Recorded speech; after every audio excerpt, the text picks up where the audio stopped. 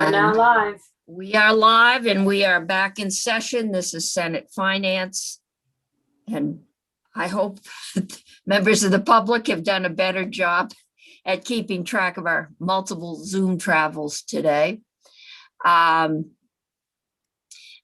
it had been brought to our attention some time ago that there already was a policy for charges for putting poles in the public right of way. And we were told to check with AOT, and Rob White is here to tell us if that's true and what it is.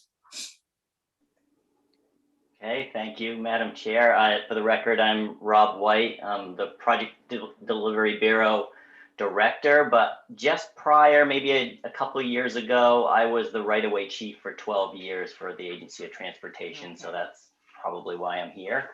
I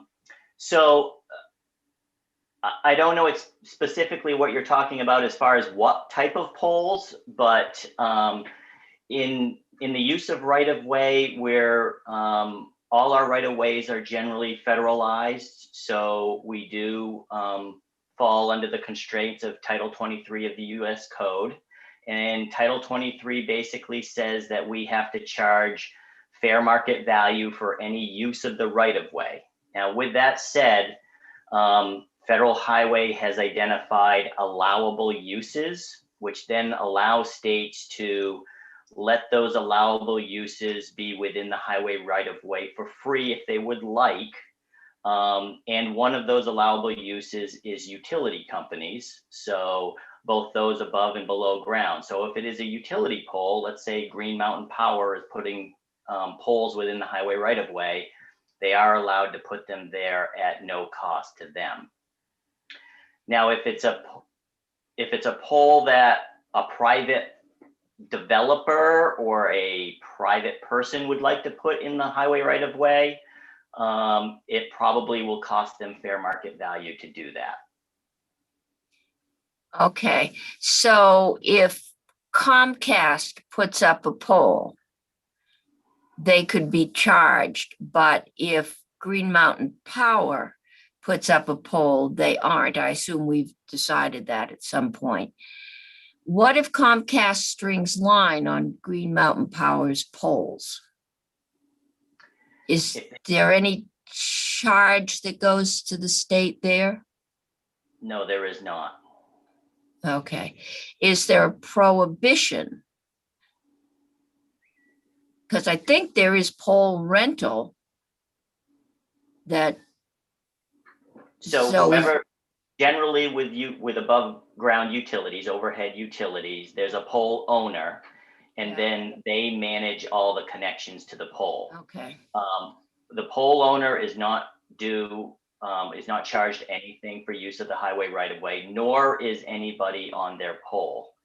Now, there is sort of a topic out there, and I don't know if this is where you're going, but telecommunication lines, fiber, and things of that nature, there's this discussion even nationwide on whether those are utilities that fall under the allowed use or are they not. And so there is that discussion. I know some states do charge rent to telecommunication lines, whether they're above ground or below ground. And then anything that's considered sort of a public utility or a wired line is sometimes what's used as a term. Power, cable, some of those. Like fiber, it'll keep Senator McDonald happy. So those are allowed uses, and it's up to the state on whether they charge for those or not. Okay. We do not at this point. Is that correct? We do not. And to go a little bit further on this is, again, under federal code Title 23, if we do charge fair market value for any use of the right-of-way, it's required to go into what's called a Title 23 fund, and we're required to have one.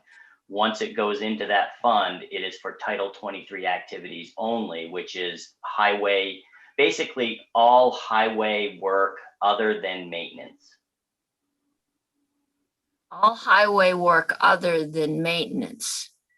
Which means the building of roads, but you can't plow the roads with that money. And you can't fix potholes. Correct. You must have a lot of money in that fund. Not as much as you would think. We'd like to have some more, honestly, because as you can see, there are places where there's some potholes out there. There are lots of potholes. Okay, not maintenance. So when you redo the bridges on the interstate, is that allowable? Yes. Okay. All right. So if we got you some money in there, it might help us get the interstate in better shape, but probably wouldn't do anything to get some funds for broadband expansion or, okay. Not there. Okay. Questions, committee? None. Senator Hardy. So if some entity puts a pole in the highway right of way, right now, the state does not charge for that. Is that what you said at the beginning? I may have misunderstood. They're going to need an 1111 permit to put the pole there. When they apply for that permit, we're going to determine whether they fall within the allowable use set by Federal Highway Administration or not. If they fall within the allowable use, we're going to allow it there at no charge. If it doesn't fall within that use, we are going to start looking at whether we want to charge fair market value for that pole to be there or not.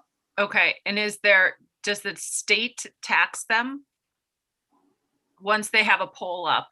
Is there a state property tax? There is, right? We would lease it. It would be considered a lease. We would get a fair market value lease for the pole to be in the highway right away. Okay.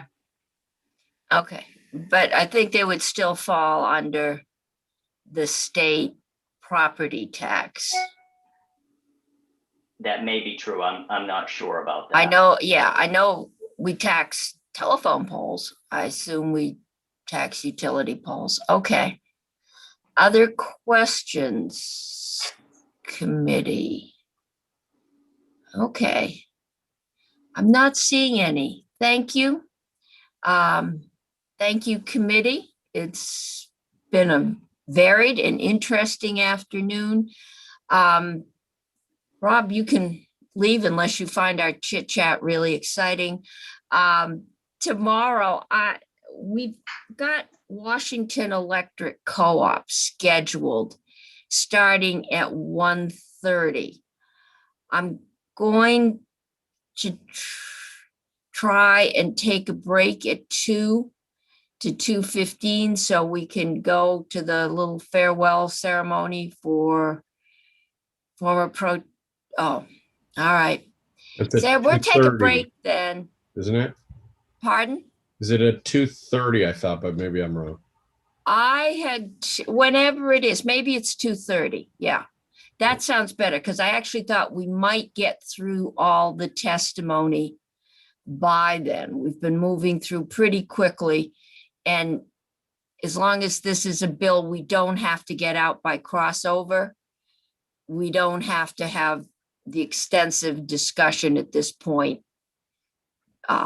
We can put off some of our questions until we get the bill from the House to work on. So we had them scheduled. It's good for us to do all the background. Just makes it faster when the bill comes over, but that's what we're doing.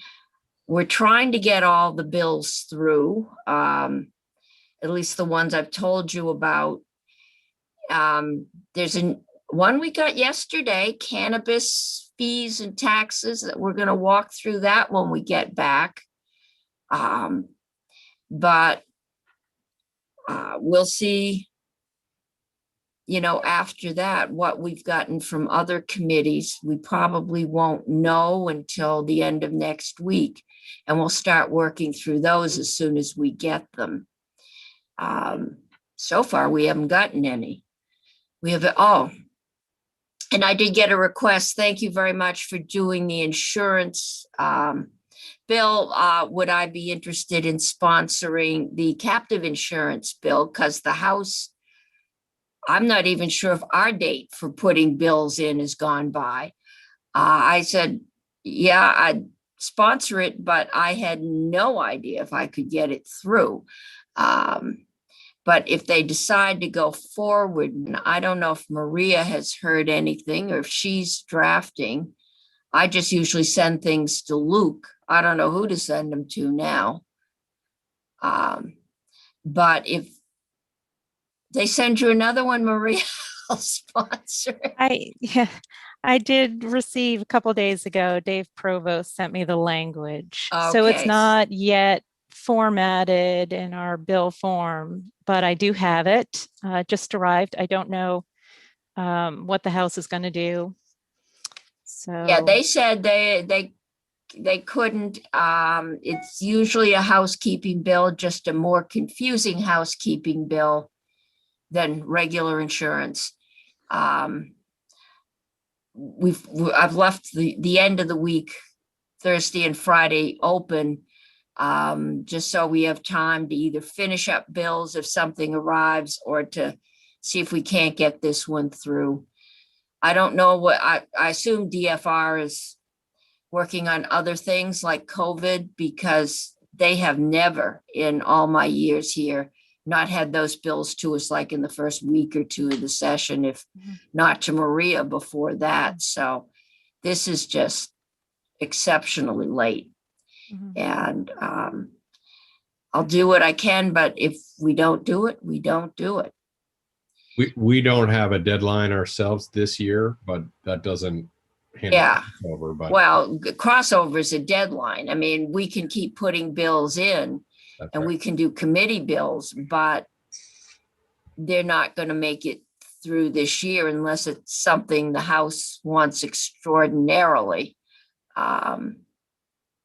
But we'll see. So anyway, that's what I know at this moment. I'll see everybody tomorrow. Senator Hardy and I will go back and debate audio only healthcare and reimbursement rates. Shall I We take have- us off